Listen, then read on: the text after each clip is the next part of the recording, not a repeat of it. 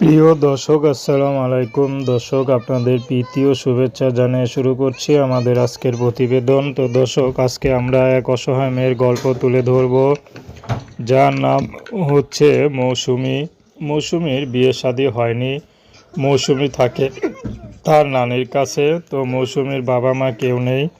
তো নানি ছোট থেকে বড় করেছে। তো মৌসুমী বর্তমানে ইউটিউবে এসেছে বিয়ে শাদির জন্য, কারণ তার নানি তাকে বিয়ে শাদী দিতে পারে না।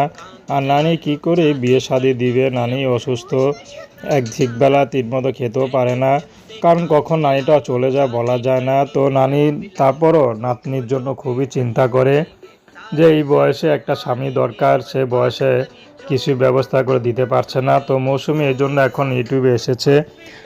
যদি ভালো একটা জীবনসঙ্গী পায়, সে যেমনই হোক, মৌসুমী বিয়ে শাদী করতে রাজি আছে। মৌসুমীর ব্যক্তিগত কোনো পছন্দ নেই। মৌসুমীকে যে আপন করে নিতে পারবে, সে বিবাহিত হলেও মৌসুমী বিয়ে শাদী করবে, কারণ মৌসুমীর আগে পরে বিয়ে হয়নি। তো চাচ্ছে গরিব ঘরের মেয়ে যেহেতু, সেহেতু কোনো বড়লোক ছেলে বা অবিবাহিত মেয়ে ছেলেরা তো বিয়ে করবে না। যদি বিবাহিত বা কোনো বয়স্ক পুরুষ মৌসুমীকে বিয়ে করে, তাহলে মৌসুমী বিয়ে শাদী করবে। তো দর্শক, এই ছিল মৌসুমীর জীবনের সংক্ষিপ্ত জীবন কাহিনী। তো প্রেম, ভালোবাসা, সাহায্য, সহযোগিতা, বিয়ে শাদী করা একান্ত আপনাদের ব্যক্তিগত ব্যাপার। আসসালামু আলাইকুম।